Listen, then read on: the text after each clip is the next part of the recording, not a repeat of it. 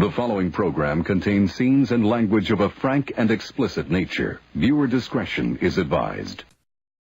Finish him!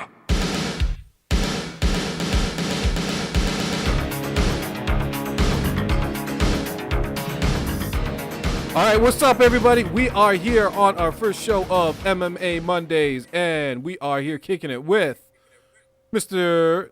Nhiyall. What's up, Mr. Nhiyall? Buenos noches. Ah, oui. And Brother James. What's going on, Brother James? What's happening? Assalamu alaikum. All right. Yeah. Oh, my God. What is up with this fight? Ronda Rousey, Cat Zingano. All I can say is I'm glad I didn't pay for a damn ticket. Oh, man. I'll concur with that. What an upset. I mean, and start and go. Oh, damn, it's over. Shit. For real. It was comical. In fact, when it first happened, there was almost that moment of disbelief where there was a bit of doubt in your mind to whether it was a dive. Like, was this fixed? Did that really just happen? And after all that buildup, it reminded me of just how comical it was when Cain Velasquez first lost to Junior Dos Santos on that first UFC on Fox. Like, that was a whole hour for, like, what, a 2-minute fight? They spent like 45 minutes hyping that up with commentary and shit, and then the fight lasts all 2 minutes. Like, really? Did this just happen?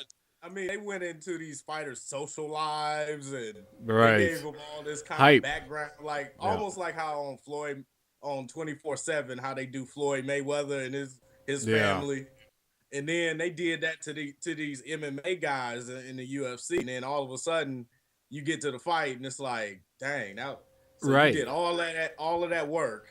That's actually something the UFC has perfected. I mean, when they put Joe Rogan on, he just hypes you up. I don't know, like when Joe Rogan says something, it just makes you want to believe it. I don't know. So, I mean, he's like the master of propaganda for the UFC. Yeah, that's what James and I were discussing during the prelims. What was the bald Asian fellow, the veteran?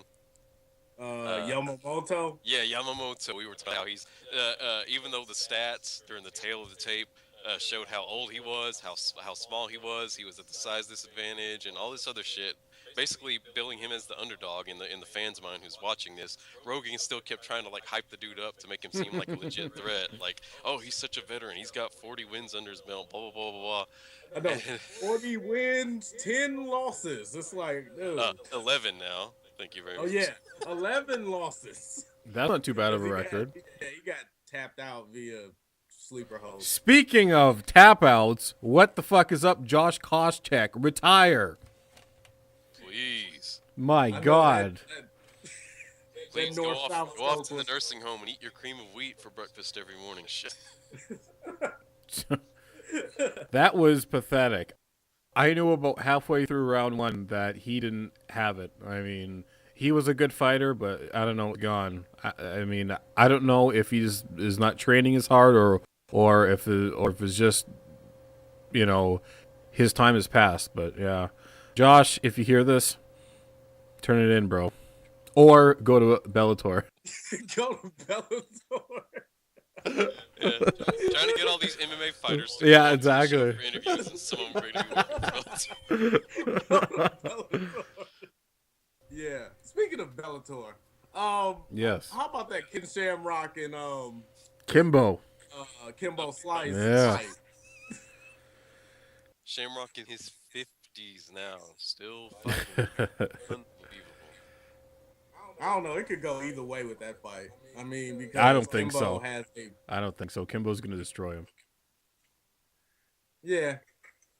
Well, yeah, I should have double checked myself there. That I criticized Kimbo for not putting on a believable fight, but when was the last time Shamrock put on a believable fight? Yeah, like 1999. 20 years ago, he was losing to Royce Gracie. Yeah, exactly. He was losing even back then in his prime. Yeah. At least putting on a decent fight, you know. At least, well, he was putting on some decent fights. I think it was actually in the fallout of his rematch with Royce Gracie, where he just laid and prayed for 30 minutes and didn't do a damn thing, just holding Gracie in his guard. That kind of prompted the policy of the new policies of, well, they were new at the time, to like stand people up and cost them a point if they're not working. Oh, okay. Or or in Pride, as we called it, the bitch card, when they would give someone the yellow card for not working. That was like all that was inspired in the wake of Shamrock's bitchy performance against Hoist Grady. Like Gracie says, I think he just got it in his mind that night that I am not going to lose no matter what, even if I just have to hold you here in the faggot position. Yeah, switching back to the fight in the UFC, I felt like every other fight was like a round one, either knockout or submission or like an eye poke. Yeah, like there were a lot of eye pokes thrown during this one. You guys must be referring to the prelims, which I zoned out in. So Yeah. did not hold my attention whatsoever. Well, they poked your eyes. Cool. That was it. Oh, we got to mix John up Jones style. because that was actually the Yamamoto fight. He didn't get choked out. That was what ended on the eye poke. It was the no contest. Speaking of contests, what's up with Alexa Grasso? Yeah, the strawweight fighter from Mexico. Jalisco, Mexico. Yeah. She's on fire. Now, I've been tracking her for her last, I don't know, like maybe like 2 fights now, not counting like this recent one. And she's probably one of the most underrated fighters in the world right now. And people listening to this, please follow her on Twitter. She only has like, I don't know, like a couple of 100 followers or something like that. And nobody can beat her. And she needs more followers. Everyone follow her on Twitter. So, yeah. Yep, I am already following Mrs. Alexa Grasso on Twitter, and yeah, she's a very great fighter from what I've seen on Invicta. She's like a strawweight, so I mean, strawweight is like what 190, maybe 94 pounds, maybe. No, like 115 or something. Oh, okay. Yeah. Well, close. But yeah. No. I don't even think that there are 195 fighters in the world. Actually, I think the biggest weight division is 145. Yeah, and weighing in at 94 pounds. Oh, did you say 94 or 194? 94. Oh, 94. Oh, okay. Yeah. I don't think we have. Oh, Malik had Chubby chasing in his mind. Oh yeah. No. Which 94. On that point, now granted, the women's division is still in its infancy, so to speak, as far as the UFC is concerned. But have you noticed that all of the female fighters are like fit and in shape and have that hourglass figure? Absolutely. They all have to be sex symbols, so to speak. I mean, with the exception of certain butterfaces, as we were talking about earlier during the fight. But even still, like you said, the body was still kind of rocking. But yeah, in the men's division, we can have super heavyweights like Roy Nelson come in with his fucking gut hanging out and shit, or even back in the day, what was it, Tim Sylvia? He wasn't, granted he was huge, he was 6'8" or whatever, and like 300 pounds, but he was saggy, he was out of shape, he had woman tits, and all that kind of shit.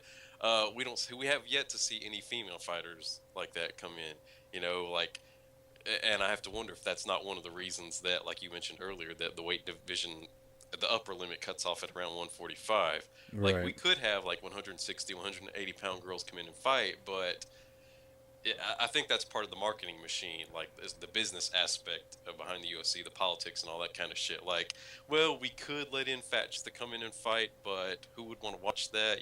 We got to keep. That's why they want people like Ronda Rousey to be the poster child for the women's division, because she's a sex symbol.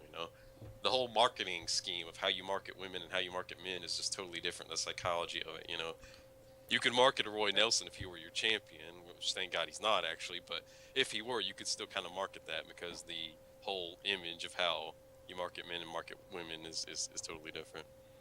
I am fairly confident that there has to be some athletic 190, 200 pound females out there. Granted, like they might be like 6'3" or something like that. But, I'm sure that there's some females out there like that would make a good division.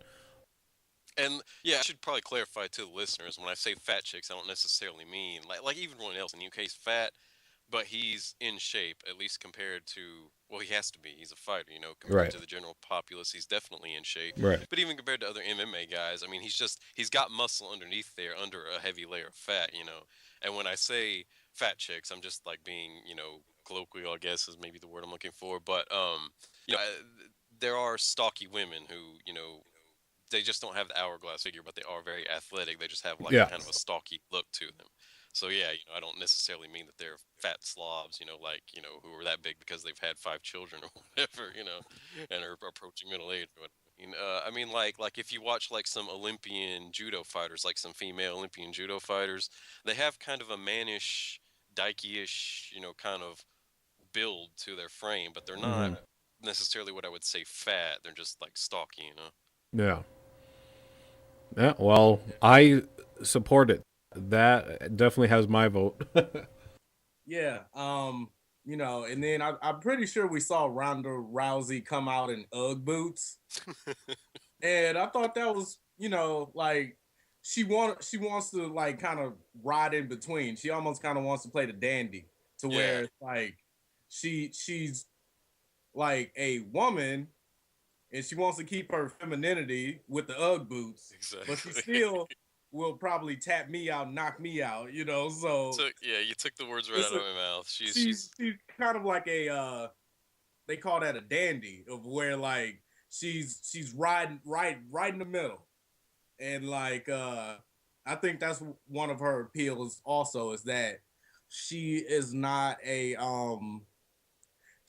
like a very she's still a woman, even if she is a very great fighter, you know. Does that make sense?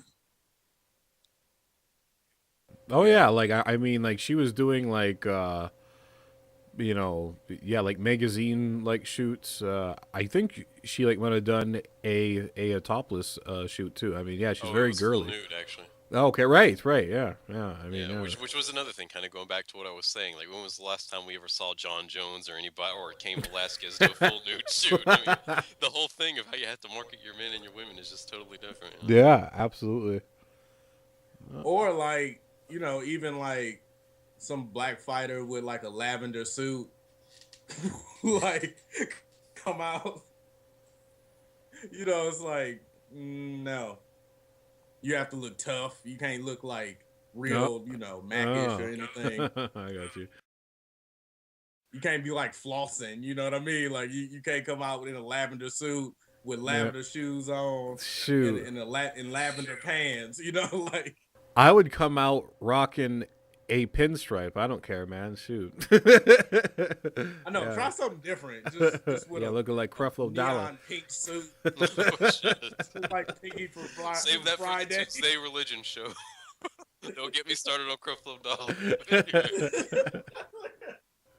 Oh, okay, yeah. You know what? Like, speaking of religion, I can't stand these fighters that are like fighting for Jesus and like fighting for God. I mean, that like, I mean, it just doesn't make sense to me, right? They're like, right, they fucking beat you down for 15 minutes and they say, praise God and Jesus, you know, Jesus gave me the strength to beat your fucking ass and fucking crack your eye sockets and break your arm in 2 places. Praise Jesus. I mean, like, what? I don't know. Or, speaking of Creflo Dollar, since Evander Holyfield used to go to Creflo Dollar's church, and may still, for all I know, he would always do that shit too. Come out, I like to thank Jesus for letting me, you know, get my ear bitten off and knocking the daylights out of Mike Tyson. Okay, you know, and I remember when they had that fight or that series of fights or whatever, they actually did try to market from that aspect. It was like, you know, Christians versus Muslims kind of thing. And then I remember when Holyfield won both fights, how people at my church were like, "Yeah, that's Jesus giving 1-2 to the Muslims." Oh my God! Muslims. Oh my God!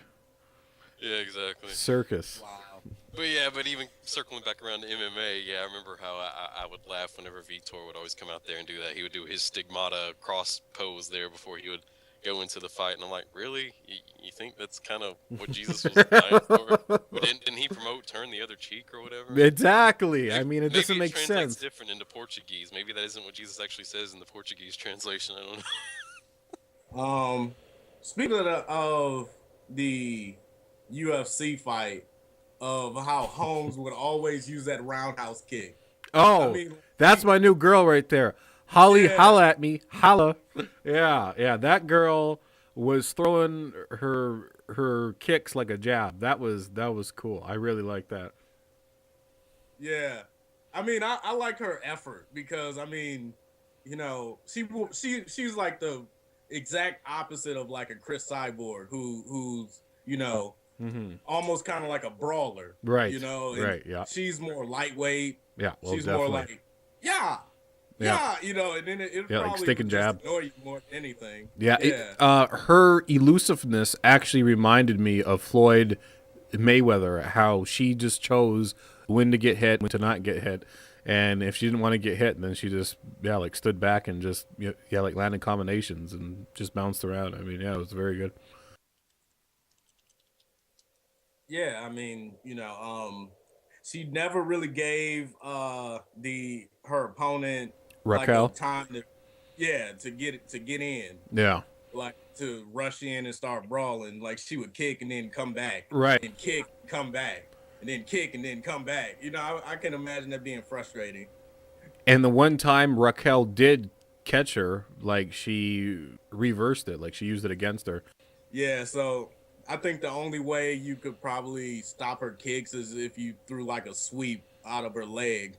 I mean, that's probably the only way, like a kick to the shin. And to all the people on Twitter who are like, oh, Raquel, round 1, Raquel, round 2, oh, round 3, I can't tell. You guys are fucking morons, okay? Buy some glasses. Sorry, but I mean, not even just the people on Twitter, but the judges. How was that? Yeah, what were the judges smoking? Don King Productions, thank you very much. That was crazy. Jeez. Don King Productions.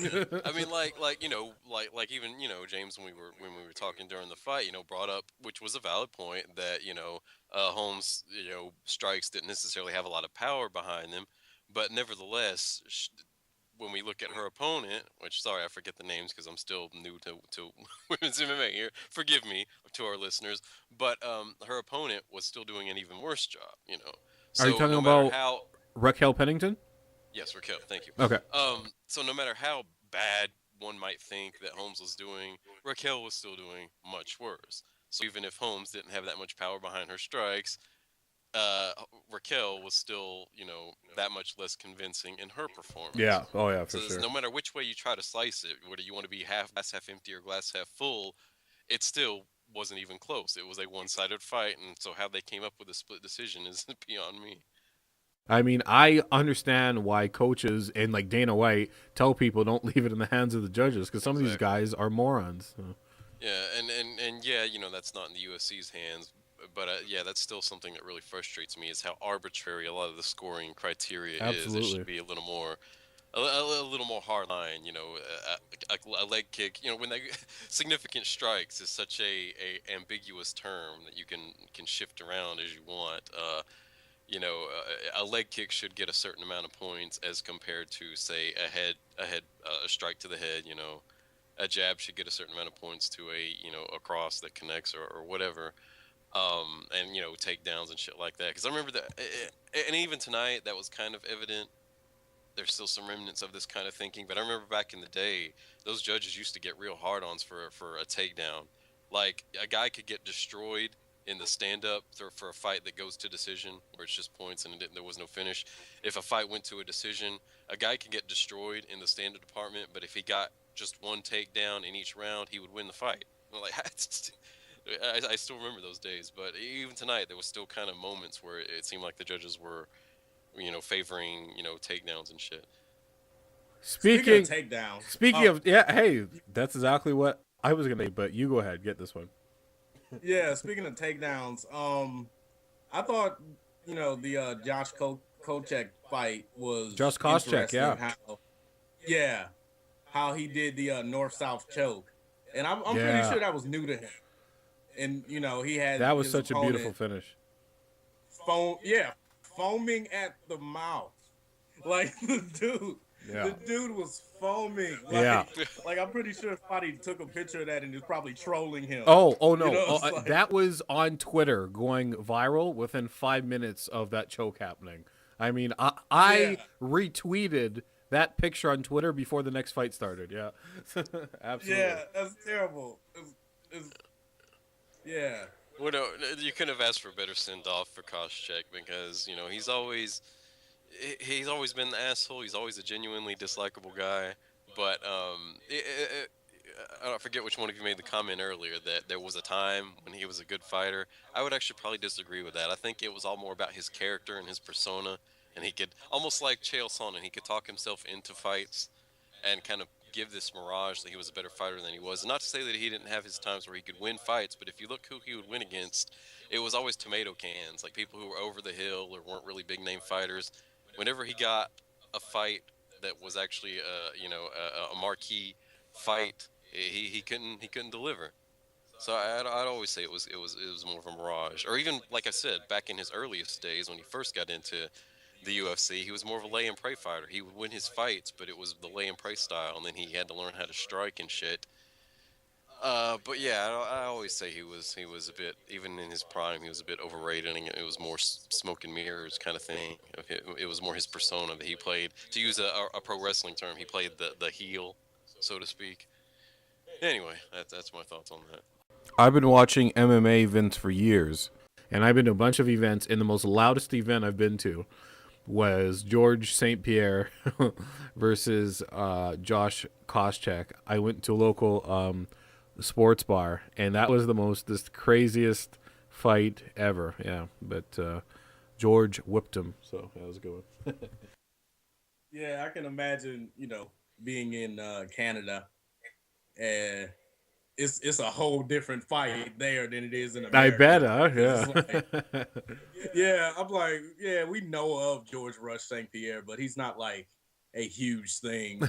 I mean, like in America, but in Canada, that dude is huge. Awesome. Yeah, yeah, that dude is Rick James in Canada. Absolutely. So absolutely, yeah, for sure. I still think his swan song though was a bit of a cop out. I think we had discussed that. Of course, we weren't doing the show at the time, but yeah, after he had that fight with Big Rig and kind of got his ass whooped there. I mean, it wasn't a squash. I wouldn't necessarily say Rig dominated him, but I would still say that Rig got robbed there. I think he won that fight, and then like as soon as it ended, like George GSP was like, yeah, I think I'm gonna take a break indefinitely. I may not even come back at all. Yeah. Let's see how this goes. Just kind of code speak for, well, I got my ass whooped, and I think I'm going to sit back until Big Rig gets out of the scene, and then I'll come back. Well, like, I discussed with you, like, the reason, like, behind that, huh? Like, his, like, psychological issues and all that shit.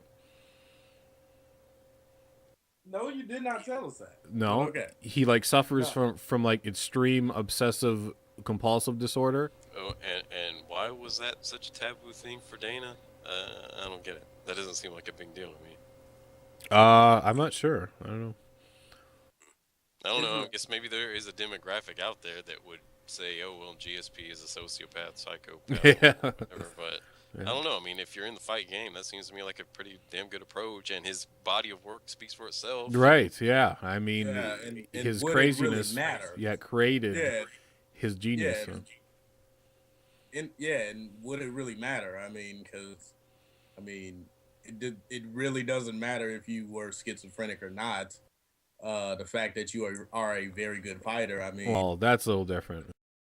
That's, like, serious, like, mental delusion. Yeah, because, like, schizophrenia, if you're fighting and you're schizophrenic and you have a, like, moment, you, like, can, like, bite the guy's, like, nose off or something, so... Ear. Yeah, or ear. Okay, makes sense. Well, yeah, to be fair, that the ear biting wasn't due to schizophrenia, it was due to cowardice. But that's just called being from the hood and being from the streets and getting pissed off. That's all that was. Yeah, it was cowardice because he knew he was losing. That too. Yeah. You bite when you're scared. When you're scared, you bite. Yeah, the fight or flight syndrome. He was like like a coiled serpent. Speaking of Mike Tyson, Don King is working hard to get Tyson back in the boxing game and is saying he can set up a few fights for him. And all that comes to mind when I hear that is Bellator. Yeah. comes to my mind is, what is this, Rocky Balboa, where you got some guy who's middle age or senior citizen age. Right? Yeah. Exactly. What is he gonna do? Come back just for exhibition fights to fight local tomato cans or some shit like that? Yeah, for real. Shout out to Bellator, man. Shout out to Bellator. Yeah. Much love to Bellator. Visiting hours are between 8 a.m. and 7 p.m. because seniors got to get to bed early and got to change their diapers and shit. Oh man, we need to get a Bellator person on the show. Absolutely. All right, well, we're going to take a quick break, and we will be right back after these messages. Look at that! The Hendersons are getting a new fence. Ah, who cares? They're swingers. I want a new fence. We just got one 2 years ago after your parents were killed. I want a new fence. That's it. We're never having sex again. Need a home loan fast? At the American Bank of Los Santos, we'll help you get the debt you need to make life easier. We'll show you how to look richer and be poorer. Your home is your equity. What exactly are you saving it for? You need to impress people fast, not in 20 years. It's only a risk if you get into money troubles or the economy changes, which doesn't seem likely. We know living in the suburbs is a constant competition, where you're defined by your lawn and your siding. Call American Bank of Los Santos when you need to add a rec room addition with a jungle swing or a jacuzzi for 8. Now that the kids have moved out and have drug problems of their own, maybe it's time to install a luxury marble wet bar so you can get drunk in private. American Bank of Los Santos. Dreams take money. Why worry about tomorrow if you look inadequate today? All right, we are back, and we are discussing the recent fights in MMA of Invicta FC 11 and UFC 184. Damn, I did not actually catch the Invicta show. Oh, really? Oh man, that was one to watch. That was good. Oh yeah. Speaking of Invicta, watch out for Jamie Moyle. She has some skills, so that's somebody I'm gonna keep watch for. She's 5'1" of pure explosiveness. Yeah. Man, I'm like waiting for like a siren to come out. Like some chick that's like looks like Beyonce and is going into the MMA. Like, I bet it's coming soon. I bet it. Like, let me make that clearer. Okay. Like, basically, yeah, like a woman that's like, she knows how to throw a good jab and a good uppercut, but yet she outdresses Ronda Rousey. Oh yeah, like, I'm pretty sure it's coming. So she looks like a delicate, girly girl who wouldn't be able to fight, but then she comes out there and destroys somebody. That is Alexa Grasso. That's her, man. I'm telling you, she's the most freaking unsuspecting knockout freaking beast fighter on the planet. Did you guys watch the video that I posted of her and her teammate there? No. They made a special feature music video. It's like a Spanish, I don't know, like rap song or something, and it shows them training. I don't know, but you guys should definitely check it out. Oh, and Kelly McGill got to take a picture with Cyborg that night too, which was cool to see. Awesome. Tell her I said what up though. Tell her right now. Yeah, I should probably just talk to her right now. I mean, yeah. So now, that's what I do when I. From this point on. Maybe before we yeah, well. I know. Hang on, brain fart here. All right. Ronda Rousey says Cyborg is on major steroids, which is interesting because I don't know why Invicta wouldn't start doing, testing for that. Is Ronda Rousey on steroids? Absolutely not, because she fights in the UFC, and they would not only find that out, they would publish it to a TMZ before like the UFC knew about it. But would it really matter? Exactly. Hey, that's a whole different question in itself. Yeah, good question. Yeah, I mean she's also becoming one of their top draws at the moment. Yeah. So when you have other top draws who can fail a steroids test twice or fail for cocoa or whatever else, with and the not cocoa necessarily suffer any consequences. Not that necessarily that they should either, but they don't necessarily, suffer any significant consequences for that. Will it really matter in the end? You know, there was the ads here that he was recently on the cover of Sports Illustrated, and when I looked at some of the pictures, I had to think to myself, she wears less than that when she's fighting in the octagon. So I'm not Oh really yeah. seeing the appeal here, because Right. like the biggest picture they had on the cover there was well, not on the cover of Sports Illustrated, but on this website, was her in a one-piece bathing suit, and I'm like, really? She wears less than that going to the ring? I'm like, so what's the appeal here? I don't know. I guess it's for crossy to get people who aren't normally into MMA to come over from Sports Illustrated and start giving a shit about the UFC. But I'm just like, I could just watch her fight and see as much skin there in probably much more erotic fashion, since she's going to be rolling around with another chick. Right. Right. So I guess the last thing that I personally wanted to bring up is also that Brock Lesnar was in attendance. Yeah, Mr. Brock. Yeah, and that wasn't just subtle or by coincidence either, because there's been talk for the past year within pro wrestling communities, which I also happen to follow, but that would be a different show unto itself. Yeah. But within pro wrestling fans, there's been murmurings for the past year or so that Brock's going to go back to UFC after his current WWE contract expires, which will be this upcoming month in April, or around then, April or May is when his current WWE contract expires. So it looks like, it looks like those rumors were true. He does plan to go back to the UFC, and also CM Punk had confirmed that Brock is actually working with him, training CM Punk, since Brock actually has some MMA experience, and they're both around the same age too, or they're around their late 30s or whatever. But so that's interesting. We're gonna be having two former WWE champions jumping ship back over to MMA. Oh, okay. So the CM Punk guy was like a significant guy then. He was like. Oh yeah, he had the longest reigning WWE title reign of like the modern era. So. Oh wow. Okay. Wow. So he's like a modern day Bret the Hitman Hart. Yeah, although he compares himself more to Randy Savage, which I think is a fair comparison. Okay. They had more of a similar look and character and wrestling style and shit and physique. Although Savage, at least was more cutting in shape.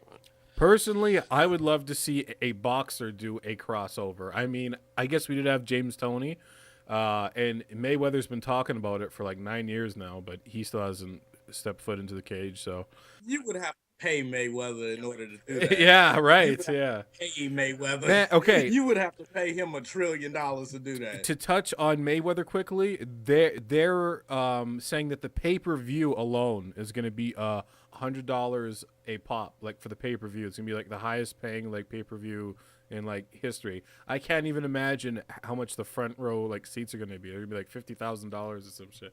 It'll be crazy. Yeah. Yeah. And what if it's like an upset like Ronda Rousey and her opponent? I mean, like, wouldn't that be funny if it was like an upset? God. Like, don't jinx it. I know. And start. It's over. Oh, it's over. yeah. It's over. Exactly. Yeah, because I honestly still can't get over that. That was comically fast. Yeah, that was that fight. Yeah, I mean, Yeah, I that like was still feel bad. I mean, that wasn't even. That was just Weidman Silva won. Silva being stupid and being cocky and but at least in that fight there was a fight before that moment. That was just straight into the goofiness. So Zingano should have kept her composure, and I know that there'll be a rematch because that's the only fight that Ronda Rousey has left, and there's still a bunch of doubt about which way the fight would have gone. So Or maybe she'll snap her leg in half. Yeah. Yeah, exactly right. Yeah. It is funny. Yeah, I'm about ready for that chick to lose, though. As much as I enjoy her fights and shit, and pretty much every other aspect of her, I'm about ready for her to lose. As they say, you either live long enough to see yourself become the villain, or you die trying, or some shit like that. However that goes. Yeah, I think she's about reached that point. Yeah, and I'm sick of her winning with an armbar almost every time.